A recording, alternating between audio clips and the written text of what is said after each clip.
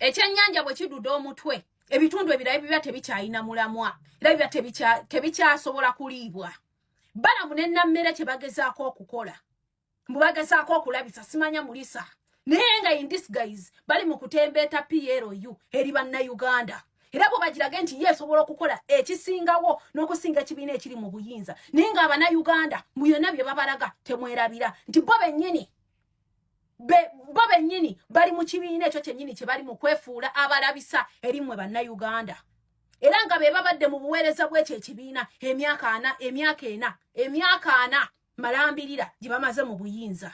Waba otunuulira Namere emyaka gy'amaze mu parliament ne Balamu ngwadde abadde tannayingira simanya mu parliament simanya ebikibino ebifo ebyekimpatira bye babawa ne be babadde nga mu bifo ebyo era nga be bakola bino byennyini bye bazze baagala okulabisa eri mmwe bannayuganda. Kuba bw'otunuulira ekibiina kya PRU kye batembeeta essaawa zino mu kye baagala okuleetera bannayuganda bakibanjize balage nti kyekisobola okukola bimu kyekibadde mu buyinza era nga kyekitugomya bannayuganda paka ne ku guno gwaka bwe twogerera.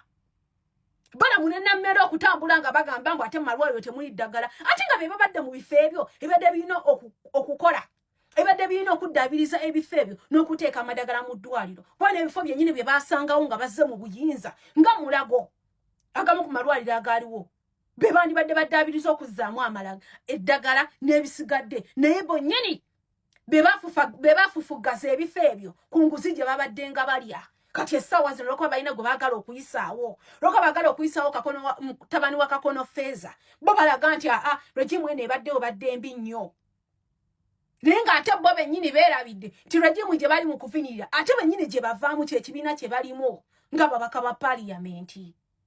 Era bannayuganda kyannaku nnyo okubanga abamu ku bakyabakwata obujega novayo n'ogamba nze muhozi nze simanya Balamu byakoze tusiima empeerezaayo. Mulinga abava mu nkali ate ne mulinnya mazi. Mulinga abava mu bbi ate ne mwekatira mu musulo nga mujjuddemu n'ebintu ebirala. Kuba bino byennyini ono teri njawulo kuva kati ekyennyanja kiri kye baagala okubalaga nti kyadudde omutwe kati ate ebitundu bya wansi onoobiri otya kuba kyekibeebamu kyekintu kyekimu kye twabagamba. Era ne mutabani wa Museveni azze abadde ng'akikola ku Twitter mbu simanya twagala okubalaga nti twerangirira simanya twagala okubalaga nti simanya oba simanya twawamba tulidda mu buyinza enswa eyagala okukyusa amaaso naye ng'esigala nswa. Bana abakulu bino bye bakola baagala okwewamba baagala okubuzaabuza bannayuganda nti kakati be bali mu buyinza basobola okukyusa eggwanga nerirabikako naye ate nga already batulazeeko kuba already be babadde mu buyinza ebbanga lino lyonna.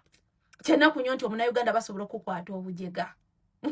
Uganda bagamba nti munnange essaawa ya kakati bawuufu nti bino byonna omukulu Balamu Balugahala byakola nti agezaako okubanga promotinga ekibiina kya PRU nti era bagezaako okukkiriza bannayuganda nti PRU ekola nnyo kubanga PRU kyekibiina Balamu mwasubscribing. Ekyewuunyisa PRU sindi gyesalinge nti kibiina kiri awo kiri registered naye bakikulembeza nnyo era wotunuulira mu baminisita abasinga naddala ba youth abalimu bonna bagwa mu kibiina ekyo bonna abasinga baliko omukono ogwa mukulu anyini kibiina nga yabakomendinze. Omulala wuno avuddeyo n'agamba nti munnange ssebo mugezaako promoting ekibiina kyammwe naye ffe abamu temujja kutukakasa n'okutukkiririza. PRU mugenda kufuna obuzibu okugitunda ate naddala mu bantu abalina obwongu nga nze. Ebyo Namere ne Balamu bye bali mu kukola mbu balwanyisa enguzi mbu ebyo kye mbadde mulimba. Abantu be mugamba mbu mubaleese kulwanyisa enguzi ng'omu omukazi yawangula akalulu ng'abbye bubbi. She rigged, yakozesa amaanyi excessive power, yakuba abantu, yalumya abantu,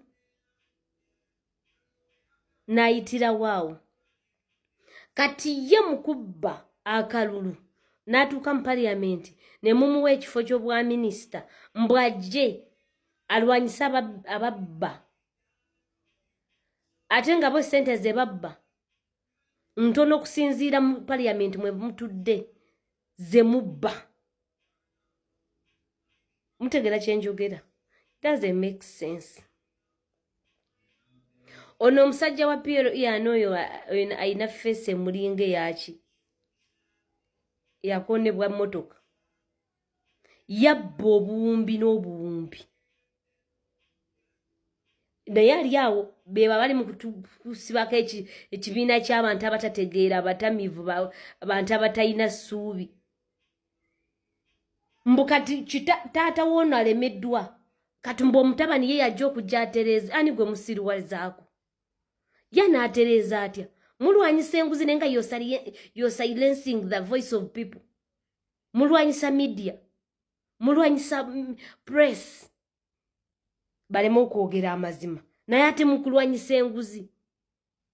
Whom are you fooling?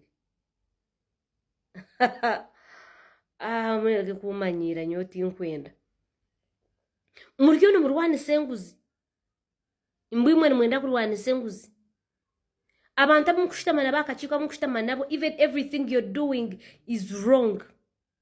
Omuntu gwe muli mukutembeeta akyali mu majja akyasavinga ali mu politics ate nga it's not allowed, it's not accepted. Aretiringe kubanga mateeka bwe gati we gali bw'aba yagala kuyingira mu byobufuzi aretiringe ng'abalala ajje tubisane ebyamazima si kukozesa office ye ate okunyigiriza to frustrate the people who don't have power. Kuba kati muhozi yanyigiriza bana abatayina ng'akozesa office ye olwanyisa enguzi nga you're suppressing the voice who are showing you what's wrong. They are not against you, but they are speaking facts. We are talking about facts. Abye bya kisiru mugenda kuddiisa bajjajja bammwe n'ente zammwe zennyini ze mba musiruwaza, not people who have brains, not people who have senses like me. Nze nyo mara wabaguma nyumuko mukasheshe nzakija ego baragahare baramariyo narwana oguna fudu nawe narwana taine mbariyo bakore ibintu bitwera mbakora ki imbura mukoro kubagara obushaza tine kimukora tichuro tine kimukumanyisa. You are the ostrich hiding the head in the sand, yet the kabina is out. Mulwana kwe bino ate bino bwe mubyonona. If you really want this, we want to see change, then let there be justice. Not to suppress people, not to arrest people, not to abduct people, not to kill innocent people simply because you can't stand criticism. The moment you can't stand criticism, then you're weak. You're not powerful. You cannot suppress people with your power and you think you're mighty, you're powerful, and you want people to fear you. It's definitely, absolutely, you're weak. That's a sign of weakness. That's the sign of weak people. You have proved us that you're not capable. If you can, as a leader, if you cannot stand critics, not to arrest people, not to abduct people, not to kill people, not silence people. Solve what they are talking about. They complained about hospitals. Do the right thing without silencing us. So you want to tell us you want to do things on your way, according to your way. The duty of opposition is to put the people in the whatever, those in power or in the government, in check to show them how the things are done. It's not that we are fighting you physically like you're doing us or hurting us, and no, we are not doing that. We are not in a physical fight. We are simply telling you facts. Go up bakalulu. No kozesa amanyi, no kozesa sente, no kozesa amagye no jam parliament. In the den of thieves, yempuku y'ababbi gye mutuuliddemu ddala kubanga eyo mpuku y'ababbi kyola mukozesa ssente okukyusa constitution mu kaseera muginyonyogera mugitogonyola mugizeeno mugizeeri. Why? Because you're doing everything in your favor, so you cannot tell me after doing all the evil on the floor of parliament that when you're coming out that you're doing something right, that I should applaud you and think that you're doing nothing. Oh, rubbish, bullshit. Bullshit. Ha. Abagambye nti mujja kufuna obuzibu okubanga mutunda ekibiina kya PLU obanga mukipromotinga nti kubanga si kyekiri awo ekitunda ennyo. Nze bwendi munnange mbaawo kubanga nga batuusaako naye nga byonna byonna bigenda mu maaso. Bambi waliwo akatambi oba eddoboozi omugenzi Nalongo Maggie lyasosoko kale nga tanafa ng'alaajanira baana be ng'agamba bannange obulamu bugenda naye obwana bwange.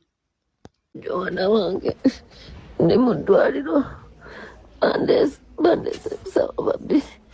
Joana nfa muganda wange mwana wange Joana mwana ndi bubi ngambye bandetera abaana bange. Joana ndi mulwadde Joana mwana wange. Kitalo nnyo era kitalo ddala era n'ebyo nga byonna byonna bigenda mu maaso. Nalongo singa asidi avuddeyo n'aleeta ebitonotono ku ebyo babadde batugambye nti twategeddeko nti Nalongo okubanga akoma wano eno mu ggwanga Uganda Rabadaba yasooka musibako emisango eri ne gyamuleetera okubanga bamudipootinga era kyeva olaba nti abantu bakambwe nnyo eri omuyimbi Faizo Sebuya abasinga obungi gwe tumanyi nga Rabadaba era niwe yakoze posti ng'akungubaga kyamuforsinze okubanga ate comment section agijjako kubanga yo omuliro gwadde gufuuse omuliro. So katubulire batubulireko biki ku ebyo ebiyinza okubanga Bambi bye byaviirako Nalongo okubanga adipooting. Fraud. Benefits fraud kitegeeza obadde ofuna ssente mu butali butuufu butya. Buli mwana Ebulaaya mu nsi ezisinga Ebulaaya afuna akasente akava mu gavumenti. Obungi bw'akasente businziira ku your level of income. Wane Canada waliwo I think Canada esente z'omwana ezisinga ziva bannange if I'm not mistaken guys abali e Canada is it $6 per kid if I'm not mistaken. Lukaga, yes. Lukaga, but eriyo abafuna ebitaano, eriyo abafuna ebisatu, eriyo abafuna olwataano, eriyo abafuna ensanvu because everything depends on your level of income. Kati Maggie bali government yali emuwaka mwanyi k'abaana. However, yes, per month. However, abaana abo amateeka agafuga akamwanyi omwana ayina kukubeeranga ali mu nsi eyo. You get, because they are giving you money to take care of that child while they are in what?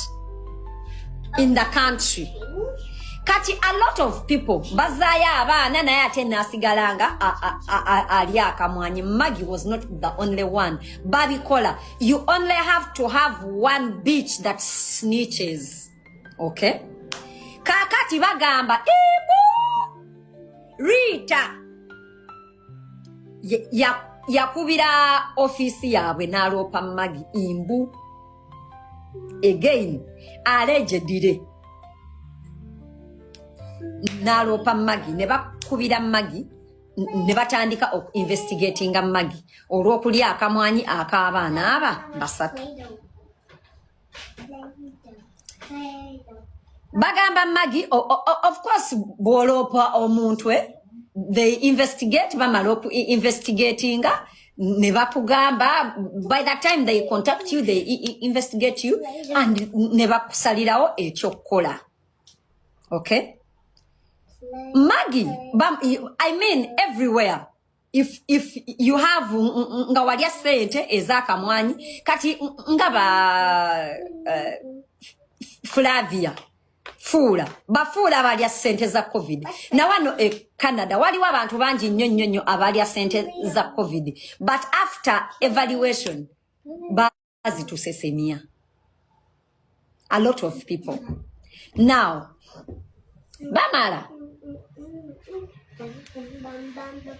bamala sorry bamugamba oyina you have to pay back all that money, which is okay because that is always the procedure. You have to pay back that money.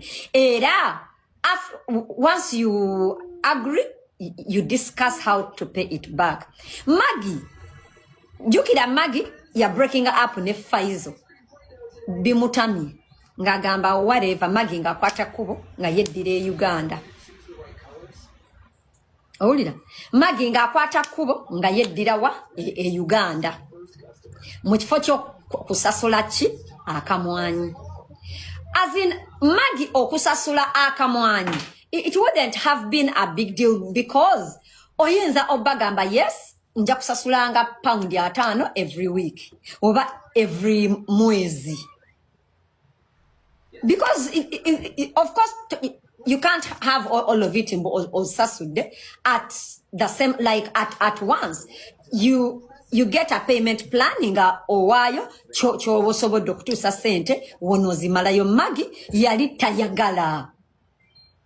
Banange ababuza who is Faizo is Rabadaba. Kakati all that while tebakolagana nani na Rabadaba. Barita, they take advantage of that to frame Rabadaba mbu yeyaropani Maggie.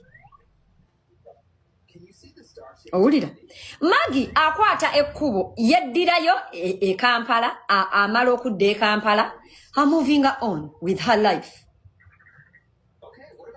Maggie you're moving on. Actually Maggie has been dating someone that I even know. Obulamu bwe nga buli era Maggie waafiiridde Maggie nga alinamu kasente